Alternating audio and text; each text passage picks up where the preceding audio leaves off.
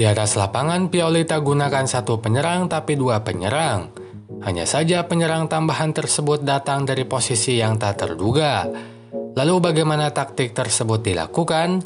Dan bagaimana taktik tersebut menopang kemenangan Milan? Temukan semua jawabannya di video ini. Pioli tetap gunakan formasi 4-2-3-1 dengan 4 perubahan pemain. Di belakang kini Tomori ditemani Gabbia, lalu fullback kiri diisi oleh Theo. Sementara itu di lini tengah Bennacer dan Loftus-Cheek tak main dan posisinya diganti Adli dan Pulisic. Yang patut diingat adalah posisi Reinders dan Pulisic karena akan dibahas lebih lanjut nanti. Gotti mengubah formasi ke 4-3-3 dengan 4 perubahan pemain. Di fullback kanan diisi Venuti. Lalu di lini tengah ditempati Gonzalez. Sementara lini depan dilengkapi Rostovic dan Banda. Sisanya masih pemain yang sama saat lawan Roma. Build up dilakukan Milan dengan menempatkan 3 pemain di belakang. Tampak Tomori, Gabbia mengapit Megmenio di pertahanan. Mereka jadi penerima bola pertama dalam build up. Hadapi hal tersebut, Lecce lakukan high block. Mereka menekan Milan sejak awal. Namun saat bola sudah keluar kotak penalti, tekanan yang berbeda dilakukan Lecce. Kini mereka lakukan middle block. Mereka tidak lagi menekan lawan sejak awal tapi memilih mundur merapatkan diri ke tengah. Itu membuat bek Milan bisa leluasa membawa bola ke tengah. Saat sudah di tengah, Milan kembali buat formasi 3 pemain dengan komposisi 2 bek tengah dan 1 fullback. Tampak Theo menemani Tomori dan Gabbia di belakang. Sementara fullback lain Calabria dijadikan gelandang dan menemani Adli. Nah, beda dengan Theo yang kadang pindah posisi, Calabria condong tetap jadi gelandang sepanjang Milan menyerang. Entah saat bola masih di tengah maupun di depan kotak penalti, Calabria tetap ada di tengah sebagai gelandang. Kembali pada pembahasan build up Milan, pada situasi ini Lecce kembali terapkan tekanan yang minim.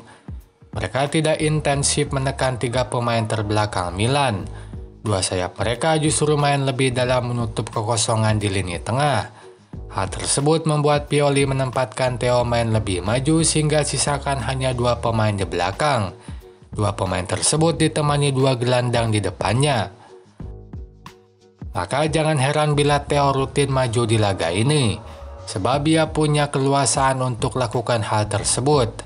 Itu dilakukan dengan memainkan Leo lebih dalam sehingga sisi kiri kosong. Theo pun masuk ke sisi kosong tersebut dan menerima bola di depan.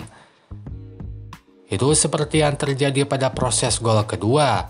Tendangan sudut yang hasilkan gol kedua berawal dari majunya Theo.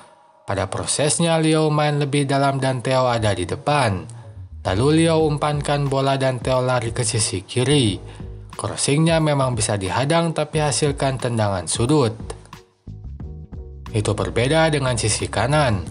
Saat Chukwueze main lebih dalam, fullback Calabria tidak maju ke sisi kanan karena jadi gelandang di tengah. Sebagai gantinya Pulisic yang rutin masuk ke sisi tersebut saat Chukwueze main lebih dalam. Lalu untuk komposisi di depan tengah, Pioli gunakan 2 penyerang.